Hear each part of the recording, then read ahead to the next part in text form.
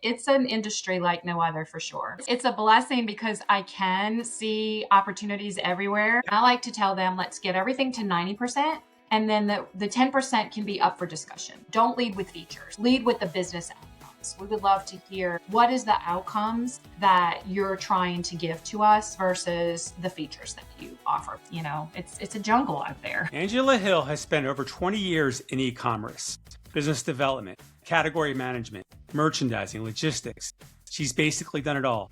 Right now, she's director of e-commerce at Batteries Plus, cleaning up 2 decades of tech debt and figuring out how AI actually fits into a franchise business without losing the human side. This is a masterclass in staying practical when everyone else is chasing the hype. Let's get into it. Angela Hill, welcome into the Matrix. How are you today? I am great, Sean. Thank you so much for having me today. I'm excited to have you. I think, looking at your career arc and the things that you've done and what you've been doing the last couple of years, is a really interesting conversation for people that are both been in the business a long time or just coming into the business to understand how do people evolve and think in this industry. Because I think you would agree that things have changed a lot since you came into the business. Maybe give us a little bit about, when you came into the business, what your careers look like. Let's set the table so people know what your perspective is based on. Yeah, absolutely. So I've been in e-commerce for over 20 something years, and it's really been the majority of my career. And, one thing I love about e-commerce is that it's so dynamic and it just keeps your attention. Everything's constantly changing. So I started with e-commerce back in New Orleans a long time ago, and I'm dating myself a little bit, but I like to tell this story. I remember when an article in a magazine came out about Google and how Google was going to be the biggest thing since sliced bread about search and results and things like that. And I remember, sort of earmarking it in the magazine because I said, oh, I'm really going to have to watch this. So throughout my career, I've worked in almost every seat in e-commerce, from business development, category management, marketing, merchandising, logistics side, all of those things. I've even owned a business myself. I've done consulting and worked for various companies. So I sort of have that experience where you see things. I was able to peek behind the curtain, if you would say, a few times working with competitors and, just sort of understanding the lay of the land. And it's an industry like no other for sure. Yeah, it's you're reminding me of this book I'm reading called Range. I don't know if we talked about this, but basically you're like the perfect candidate for, a topic for this. I mean, Yeah.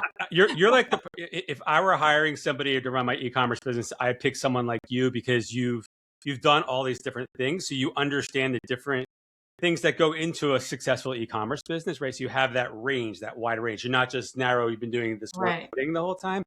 And I think that makes you better positioned to solve problems and sort of take things as they come and not overreact to anything. I would bet that's Yeah, how you are. it's a blessing and a curse, to be honest, because it's a blessing because I can see opportunities everywhere, but it's also a curse because I have an opinion about a lot of things.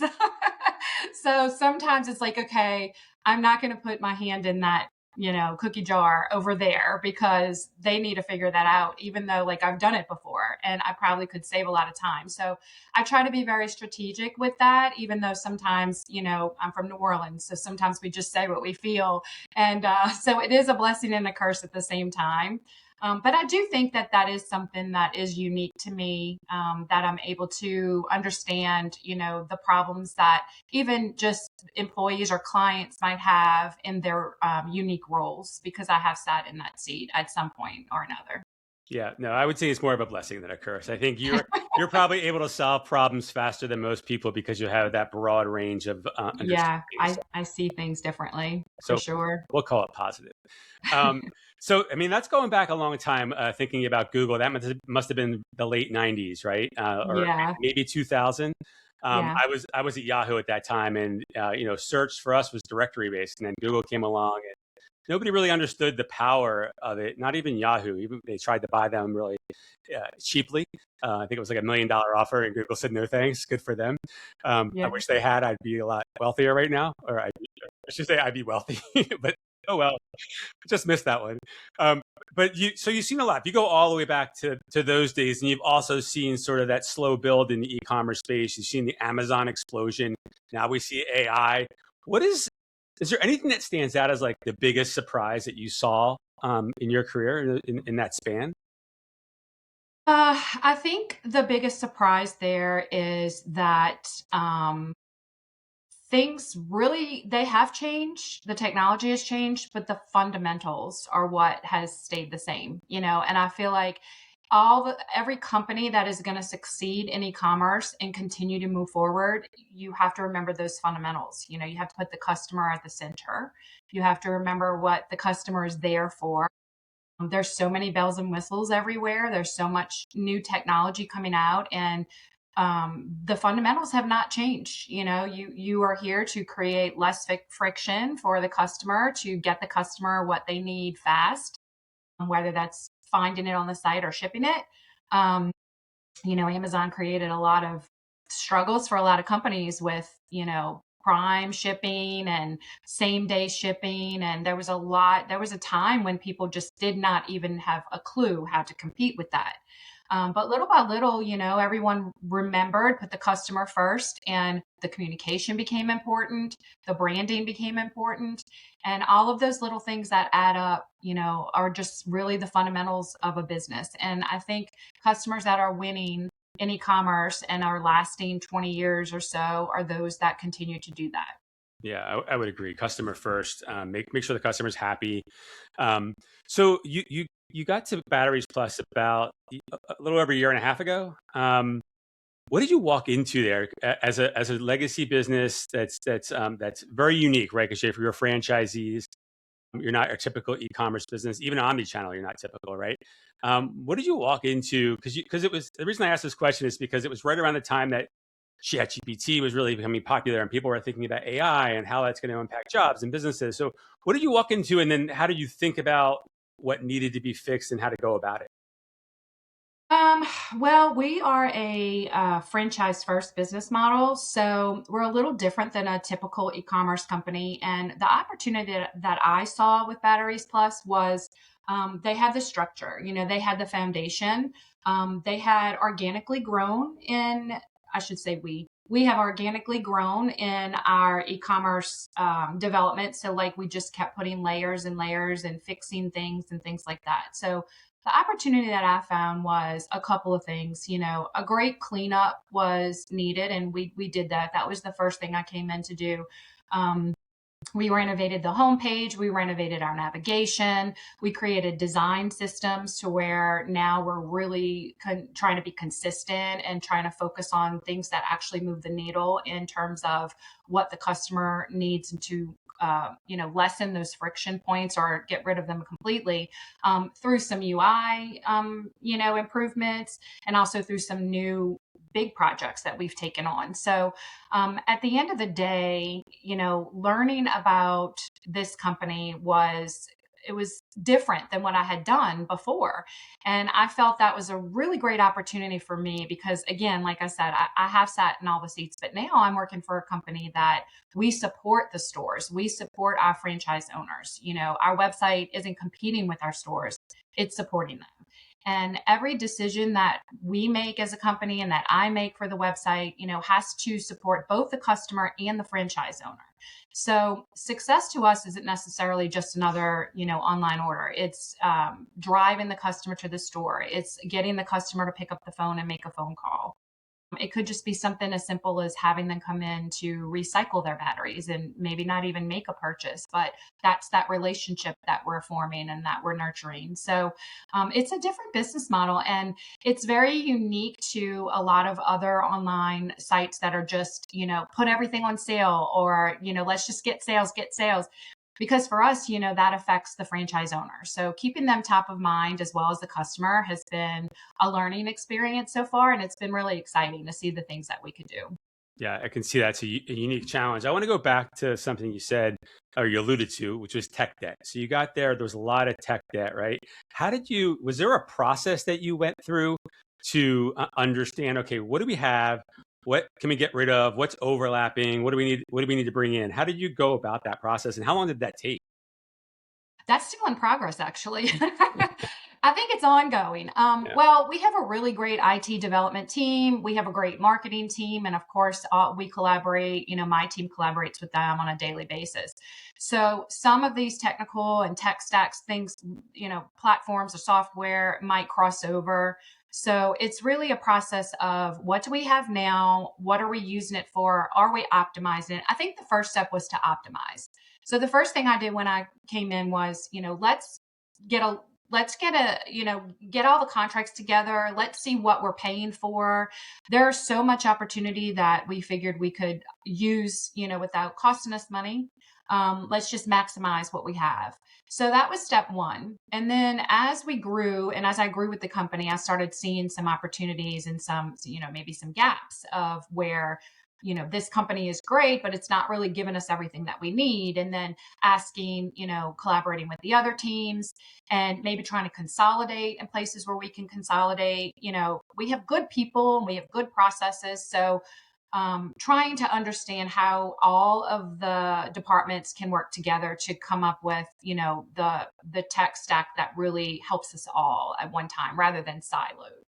Yeah, that makes a lot of sense. I mean, that's one of the most challenging things to do for a company that just keeps adding and adding, and someone comes in and go, wait. Yeah. So let's talk about. I'm curious to see. When we had our prep call, we talked a little bit about AI adoption and how companies are adopting AI very differently. And when ChatGPT first came out, probably maybe right before you started at this job, there were a lot of companies just resistant to it, right? People worried about jobs. And what was going to change in their business. They didn't really understand what they were letting loose into the company. So how have you brought AI into the organization? How is the organization adopting AI in a way that allows you to stay ahead of the curve? Yeah. And I think, the first and foremost, I think everyone did not understand what AI was and what it was going to do. Thought it was another trend, another silly thing that, we'll look at it, we'll pay attention to it, it's going to go away. But then people realized this isn't going away. And then their competitors started integrating it. And then it became more of an issue, oh my goodness, we have to jump on board on this. But I feel like that, people are paying attention to AI, but also AI, first and foremost, is exposing things. If you want to look at it from like the e-commerce side of things, like the front end side, it's going to expose problems that potentially you knew you had and didn't deal with, or you didn't know you had. So it's going to expose the issue of maybe your data is messy. And you need to fix your data because this is why your search results aren't working, or this is why the customer can't find what they need. Maybe your content is not organized, so the AI and LLMs, you're not being cited. Why are we not showing? Why are we not being cited? Well, because our content doesn't have a structure, and potentially we're confusing the AI into what we really are and who we, what we stand for and who we are. So I feel like it's forcing people to clean up and again, go back to those foundational aspects of owning a business and a website and what are you trying to do for the customer. But all these years, people have just pushed things out. And now AI is saying, well, we're going to look at your whole website and we're going to determine what we think you are. And we're going to determine what we think the customer needs to know about you. So it's forcing us to really think about branding, marketing, again, data and site structure, schema, organization and all those SEO things. And, so we're having to take, I guess, if you want to say a few steps back before we can go, forward. But we're definitely not using it or thinking of replacing people. I think that's something that people worry about initially. AI is just really going to help people focus on the right things, eliminate repetitive work and speed up some processes. But I think for us, we are focused on revenue and growth, and we are focusing on using AI projects and using AI to help us do that while also, being unique to our business. So what opportunities do we have? Because we're such a unique business that AI can help us solve. So finding that problem first and then thinking about it in terms of AI is sort of how we're attacking it on our side. Yeah, I think that's right. I think a lot of people, I think even especially with smaller companies, will think, oh, what can I do with this? not what problems do I have or what am I spending a Right. lot of time on. And I think with bigger companies, you have to take a little bit different approach. So mostly what you tackled there was, how do you prepare the website and the business for agentic search, right? So that your business is recognized the right way. How about internally, like on a day-to-day basis, your team, how are people using AI, and is it governed at a sort of corporate level, or is everybody kind of just playing and learning and figuring out how to make their own jobs more efficient? Like, what's the perspective at your company? Yeah. So, the AI experience, we are using it in a lot of different ways within the organization. For my team specifically, we are using it as sort of like an assistant. We the one thing that I brought to the table with our team is sort of a different type of process. And I like to tell them, let's get everything to 90%. And then the 10% can be up for discussion. So, and if you really look at your teams and the projects that you're working on, you can get it to 90%. You're just doubting yourself, or maybe you're not sure, but that's where that 10% comes from. So we try to get everything to 90%. And then if there are friction points, if there are discussions that, maybe problems we can't solve, if there are a number of different perspectives, we can't figure out how to translate that because, we have to go to different departments, maybe the merchandisers or maybe the stores, and get everyone's opinion. How do we translate that? And if we're having issues, then we will go to AI. We don't use AI like to write all of our copy, but we might go to AI to say, we really want to drive this point home and we can't figure out how exactly to do it. Then we would turn to AI. And we have some tools, now all the tools are incorporating AI. So you have Microsoft Clarity with AI for reporting, you have Google with AI for reporting, Google Analytics. And then we also use a software, Figma software for our UI team. And they run things through Figma when they are also wanting to get, maybe two options. A lot of times it's like, give me three options and we'll decide from that. So they might be able to come up with two.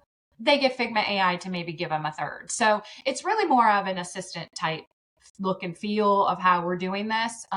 We're also using it to, summarize our emails or summarize our meetings, all those little, busy work type of things, which I think is great.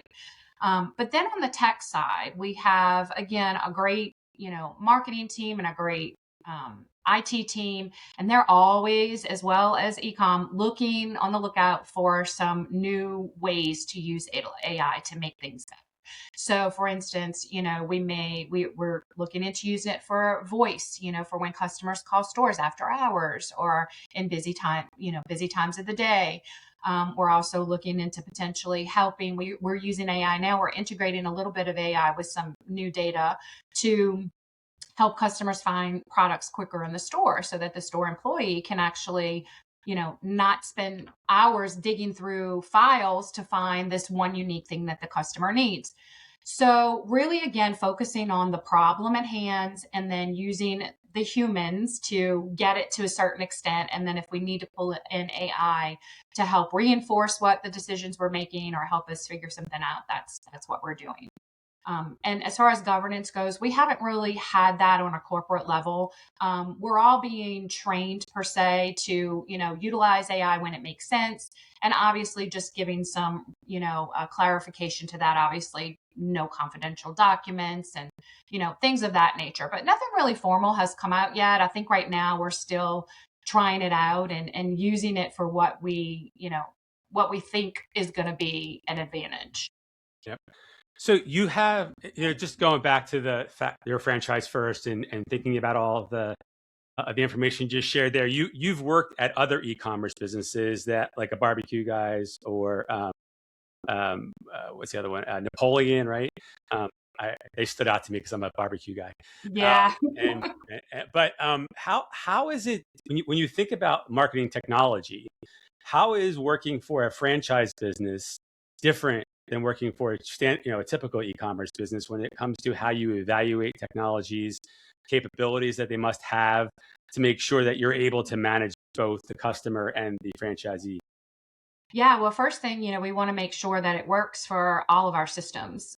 We have different systems for e-commerce and for the stores. And so anything that we bring in, the ROI has to be there, right? You don't want IT working on a 6-month project that can only be used for one part of the business.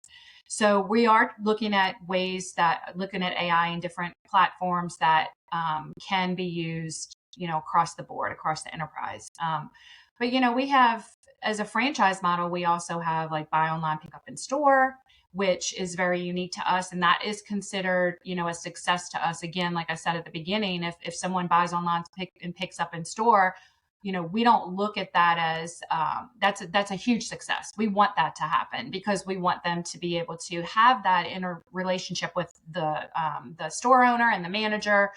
We have experts. We call them experts in charge, that are at our battery stores, and we want them to have that relationship. So the buy online, pick up in store is a piece that a lot of huge corporations, like you might look at your Home Depot, Walmart, Target, all of those companies that offer that, where our stores are smaller. So we have to integrate their individual inventory. We have to integrate their store hours. We have to integrate, all those things that we have to think about. How does this affect the customer, as well as the store? So that makes us a little different.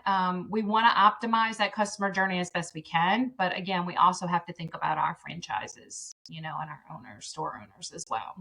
Yeah, that makes total sense. So when a vendor comes in and pitches you on like product recommendations or personalization, just the standard e-commerce playbook, what is your actual reaction if they have? You can clearly tell that they don't understand how a franchise business works, right? What have been some of your experiences? Do people just come in and just try and pitch you their product without understanding the business? Or do you find that most people that come into your office and pitch you things understand that franchise businesses are run differently? I think it's a mix. I think the vendor that's going to get our attention is the one that does their homework and understands, like, they may have been to a Batteries Plus store. They understand the importance of the fitment. Like, you have a vehicle and you have a battery that fits that particular vehicle. So we can't, give you product recommendations that are, here's all these other batteries that don't fit your Right. vehicle. So a lot of them try to sell on that, like, oh, we can personalize, we can do product recommendations and all these things. And then we kind of know that, okay, you must not know our business because you're offering me things that we won't ever need. So I think the first thing is, like, I always ask, does this fit our customer and our business model? Just because it works for, someone selling apparel or a fashion retailer doesn't mean it's going to work for a battery company. So that really does matter. It also matters, for these vendors to understand that our business is use case, the majority of it. So customers could potentially be stopped on side of the road when they need to use our website. They have no battery. They just got in their car to go to an important meeting or take their kids to school. Or maybe they're in a golf cart on the golf course and their battery goes dead. They don't have time to sit through, we think you might also like. They're like, give me my battery and give me the one that fits. So that is really top of mind for us all the time. How can we get the customer that information quicker? But we still need to ask those questions to them. So potentially AI could help us with that. Or, what else could we do in that scenario? And then the way our data is set up is a little different as well, because you have all of this information that says this car matches this battery, and all of that is integrated for every combination. So a lot of these new tech companies, they come in and I'm not going to, we love talking to vendors. So I don't want to put a negative connotation on this at all, but they come in and they just don't understand the complexity of what we're trying to do. And also the amount of data that they're going to have to dig through to provide us with a solution. That's usually when they end up, we kind of start separating there, because they tell us all this great stuff and we're all heavily invested. And then we're like, okay, our data is all of this. And I'm like, oh, I don't know if we're going to be able to do that. And, we know there's a lot of companies that are very new in the AI space. And we know that probably a year from now, they can do it. Or maybe 2 years now, they might be able to do it. But for right now, we're trying to sort of go through and pick through those when they come to us. We start with that now. Like, we have a lot of data. We have a complex business. because they need to know that up front, and they need to understand that this is going to be we're going to be a unique situation if they haven't already worked with our competitors or anyone like us. Yeah. Don't you wish more businesses took your approach? I think about when I buy a cell phone and I have to go into the carrier store, and all I want to do is get my phone and get on my way. And they want to Yeah. sell me, not only do they want to sell me like specific plans and cases and things, they want to sell me Netflix and they want to sell me YouTube subscriptions. Oh, It's like, right. can I just Right. have my phone? It's the same thing at the car dealership, right? They want to sell you all these Yeah. things. I just want the car. I got to go. My kid's got I soccer have to go. practice. Or like when you get your oil change, that's my favorite. Then the lady shows up and she's got the filter showing you, and you're like, I didn't come here for a filter. Change my oil, roll my windows up. I don't want to talk to anybody. That's right. Right. I just need the battery. I don't need Yeah. spark plugs. My battery's dead. Yes. I get it.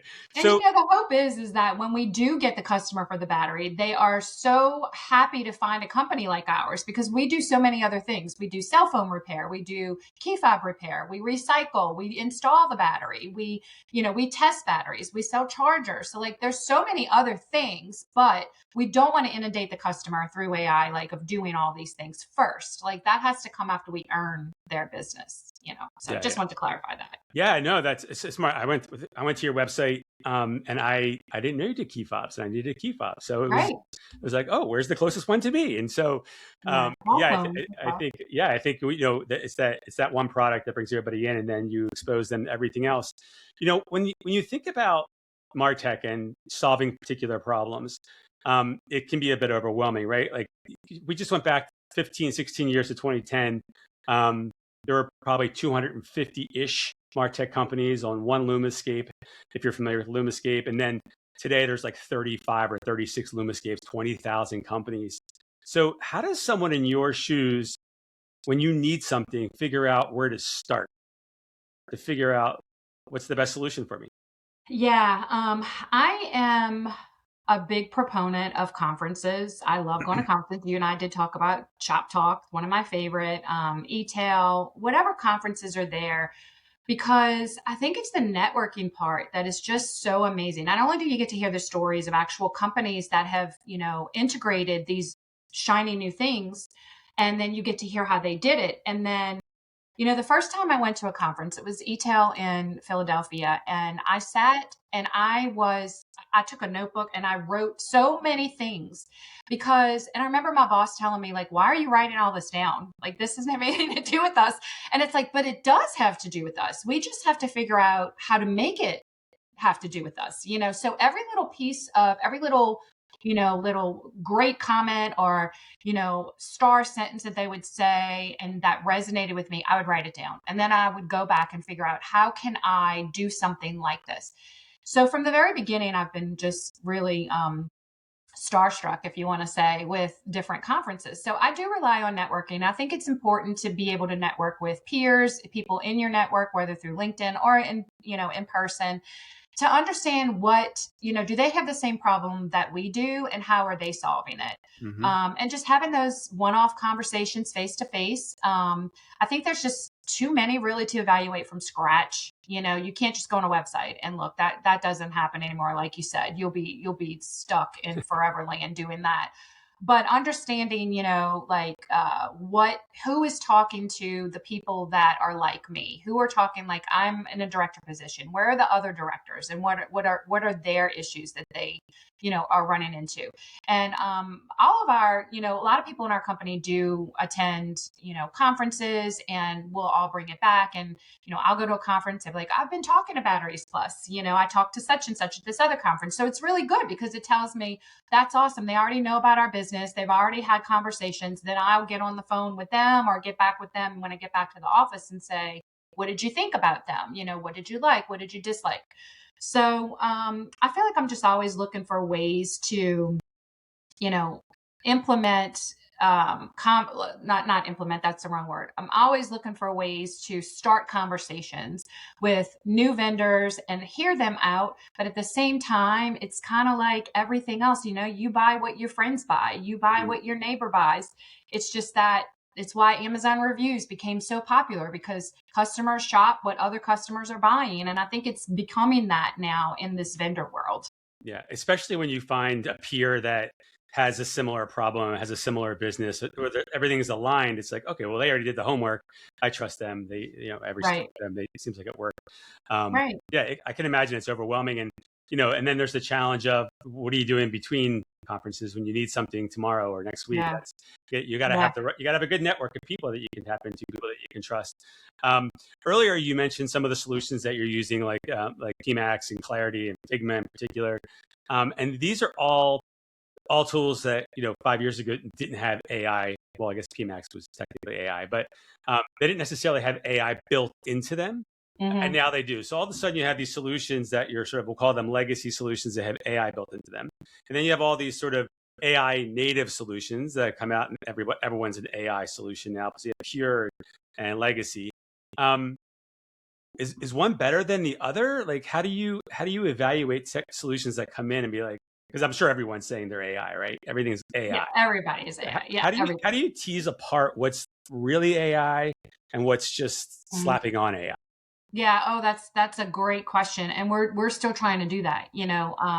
Generally, my team knows a lot of the tools already, so we want to just continue using those tools. If we have those tools set up and it's part of our process, why not use the AI that they're bringing in? We don't need to replace. However, um, a, a lot of times, what we're finding is potentially one division of the company is using a portion of that tool, while another division of the company is using a portion of another tool. So we're trying to find, well, let's pick one that can do both. Let's consolidate. And if you can't, then let's go see if there's someone out there that can take over all of these things. So it's not necessarily adding to it, it's more of replacing maybe four tools with one really robust tool that potentially either uses AI or actually has some additional features that we could use. So, like, if we, I guess it's the same thing as cleaning out your closet. You throw away 5 pair of jeans and you buy one that you can wear all the time.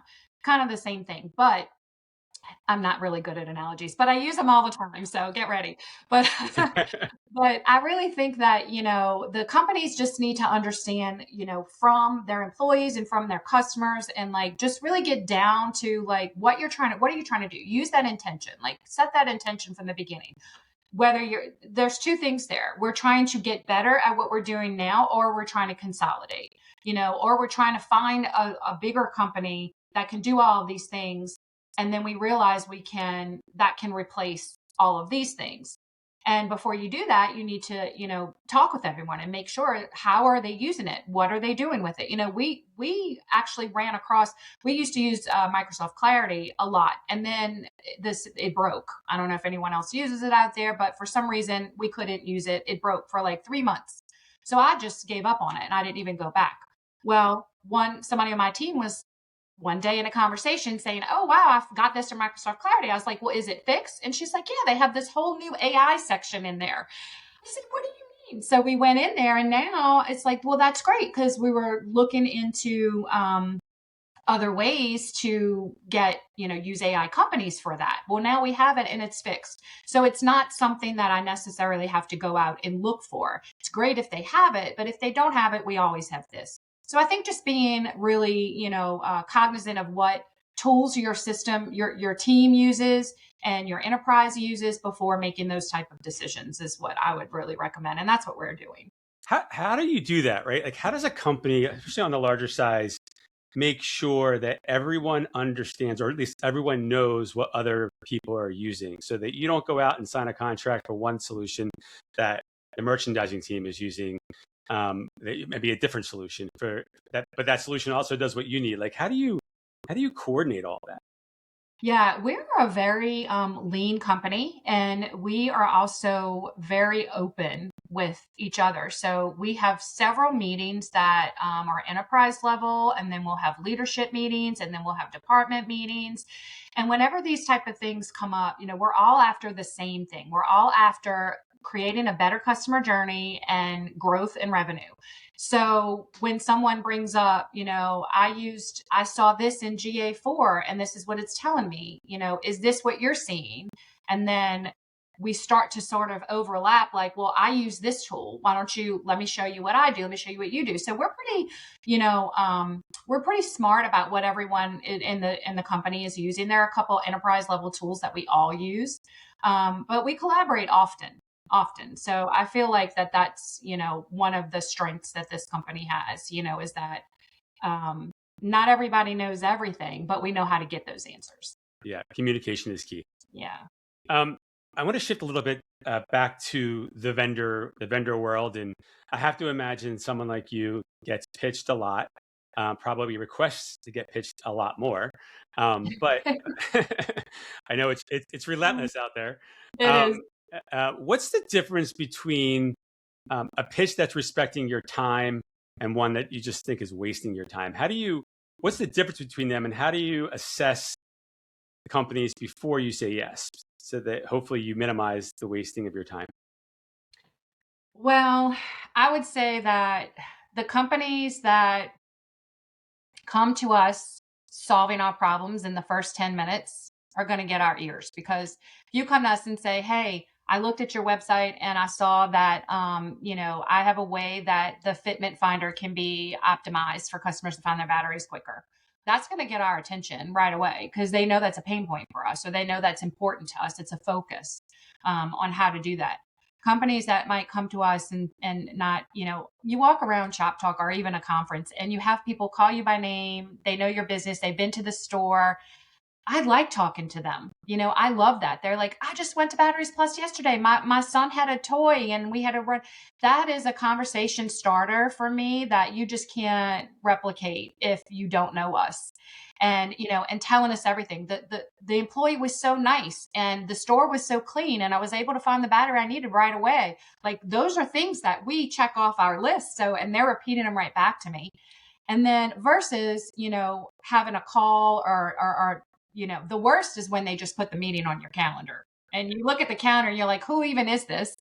And then you cancel and then they get mad at you because they canceled. And then they try to explain everything they can do through email. It's like, you don't even know who I am or what we're looking for yet. But walking around Shop Talk is, or even any conference, is interesting, because you'll get the ones that they're just staring here, right? They want to see your badge. They want your name, and then they call your name, and then they're like, "Tell me what you do." No, bye. And I mean, I feel bad for them because I know they're trying, but maybe I don't even have advice, but it's like we're running from meeting to meeting, and we're getting those great conversation starters from other companies that have done their research. I would rather be like, I haven't heard of you. Can you tell me a little bit about you? Or where are you based out of? Or do I have a store? Do you have a store in my state or in my city? So sometimes it just gets to be, half salesy, and, I'll say maybe 20% is the salesy side. For the most part, I think people do a lot of good research and come to the table with some really interesting, I've spoken with companies that I really have no idea if we'll ever be able to use them, but they're really good people. And they took the time to talk to us. They took the time to really understand how they can help us. One company actually came back around to us at a conference and said, listen, I know we can't do business with you right now, but what scenario in the future, like, what does the future look like that we could potentially do business with you? And I'm going to make sure that I remember that, and it's just, just being really cognizant of our time and how, it's hard for us to really decipher and go through all of these vendors. So the more specific they could be really is helpful to us. It's a jungle out there. Yeah, 100%. And the expo floor is probably one of the hardest places to be, regardless of which side you're on, right? You're bored if Yeah. you're working a booth. You just want to talk to people. You just want to get one good conversation, not just scan badges all day. And if you're Yeah. in your shoes, you don't want to be mauled walking down the aisle, right? You want. Right. So it's tough. The worst. What do you think? What do you think trade shows today are really good at, and maybe where they can improve, right? Because they haven't involved all that much, and I and really haven't. and I think the knowledge of a buyer has evolved immensely, right? Because you so much is at your fingertips.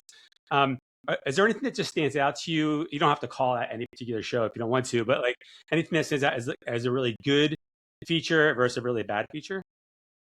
I think that the more qualified keynote speakers and speakers in general that can speak specific to customer problems is going to really evolve that part of it, because there's two parts, right? There's the expo and the meetings, and then the keynotes and the speakers. I think the conferences and the trade shows that have the speakers that really resonate with the audience, not just saying we've grown 20% last year and we incorporated this, not generals, generalities. I like to listen in to have someone say, this is the problem we had. Here's what we did to fix it. And here's what happened. Here's the effect of it. And what was the intention of that project? Like, we knew that maybe, for example, I remember listening to someone talking about, no one was opening their emails and they just had an email problem and they didn't know how to fix it. So their intention was not to get customers to open emails. Their intention was to find fun and unique things to put in the email to encourage the customer to open it. And then the problem. So it was the intention, then the problem, then the execution, and then the end result. And I like hearing that. It's like, I like hearing the stories. I don't like to be sold to Mm-hmm. on the speaking engagement, things. So Yeah. I did like that. So I think those conferences will evolve to something a little bit stronger as well, especially with AI. I think this year and probably next year, there's going to be a lot of, like, that expo floor is insanity. And I think it's because everyone is talking about AI and trying to find people to learn about AI. I think that's going to settle down a little bit. I think that, it's going to be back to the traditional, I'll go to the expo during, in between the speakers and in between the talks. And then the one-to-one meetings, I also think is going to be something that grows a little bit more. I know a couple of conferences do that, but having the space for one-to-one meetings and having like a space in the agenda, like, let's breathe a moment. Mm.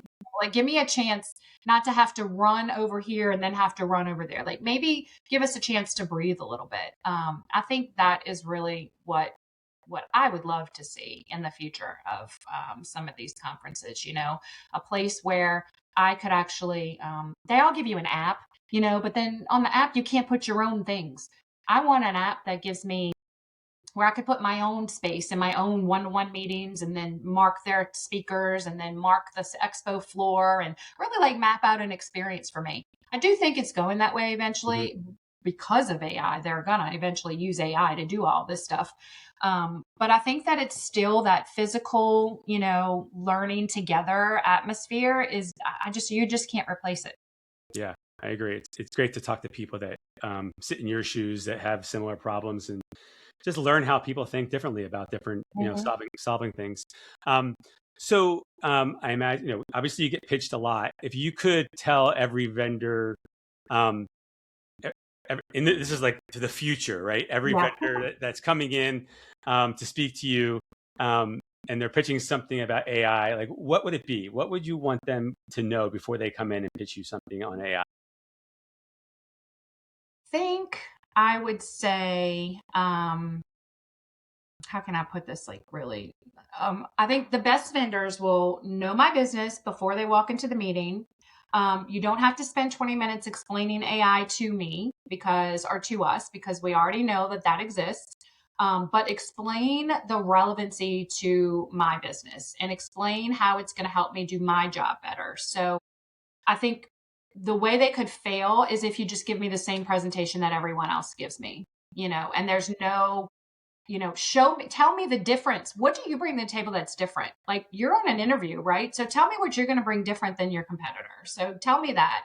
And then also tell me, maybe what problems that you potentially see that we could solve that maybe I haven't thought of. And they wouldn't know that, but just doing their homework, and coming in to say, we could help you with this and we could help you with that.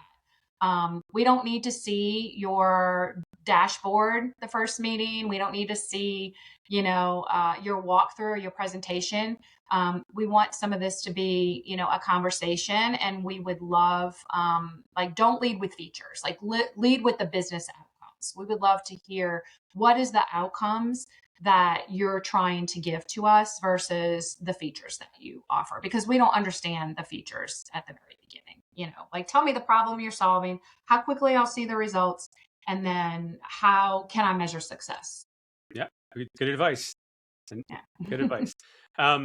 One last question. As AI becomes more prevalent across your organization in a variety of ways, what does an AI native hire look like? Because I listen to a lot of podcasts and they're talking about, oh, we're hiring AI natives, and like I'm thinking to myself, well, it's really only been mainstream for like 2 years. So Mhm. what does that even mean? AI native. What is it that you look for? Or is it something that you ask people? I don't know how many interviews you do on a regular basis, but how do you think about AI native hires? If I were today to be hiring someone for our team and they were specifically, I have done everything in AI all of my career. Um, I think, it would be kind of a question to me to be like, okay, where does the human aspect come in? So I think, I think it's going to evolve. I think that people are going to have the AI experience along with the human experience. And I would say that it really depends on the business, what they would need. If you have someone that's going to be in reports all day and creating presentations all day, and that's their job, you want someone that's very familiar with AI and very familiar with those type of tools. But for us, we are a very creative, forward thinking company. So we brainstorm a lot. We have ideation sessions. We do all these things, and we don't want to I don't think we'll ever want that to be taken away. So I feel like that we would be looking for someone that has that combination of understanding how to do it on their own, but also knowing what aspects that they could improve by using AI, and have the skills and maybe the experience to use AI for that that 10%, like I was talking about. Like, if you can work with us on the 90%, and then on the 10% provide that additional expertise, I think that would be ideal of what I would be looking for. Yeah, I think that's good advice, right? To a hire, someone that's trying to work with your company, like you've got to understand the problems that are trying to be solved. You need to understand the business. AI can't do it all for you. It can just help you maybe do it more efficiently or fill in some gaps, but you got to understand the business. And when it comes to the tools, just have a good understanding of the tools that are out there and what they all do, and have some experience using them, just so you know what to use for what, because there's so many options out there. Um, Yeah, and I mean, AI takes the feeling out of some things. AI is like, if you put in like, oh, I need a headline for this particular, car, and they'd be, oh, elevate your car to the best optimal, what is that? Instead of saying like, make your friends jealous with this brand new, fast moving, whatever you're going to say. So it's like, that's a feeling. It's a feeling statement versus a text statement, so it depends on what company you work for, which one you want. You want to solve that problem, but you also want to, engage the customer enough to have feeling behind it, not just the optimal words that ChatGPT throws out, so I think there's definitely still a human aspect in there. yeah. Angela, this has been a great conversation. I think it really shows that with AI adoption, being practical really matters and not getting caught up in the hype cycle. So I appreciate your perspective on it. I think a lot of people can benefit from the way you're approaching things. And I look forward to seeing you at Shop Talk. Yes, thank you so much, John. It's been great. Thanks for having me. All right, Angela, you take care. Okay, you too. Bye-bye. Bye. That's it for today's episode of the MarTech Matrix, a Blurbs production. To see what's coming up next, visit themartechmatrix.com. And if you're looking for your next MarTech solution, start your search at trustblurbs.com, where marketers discover vendors faster.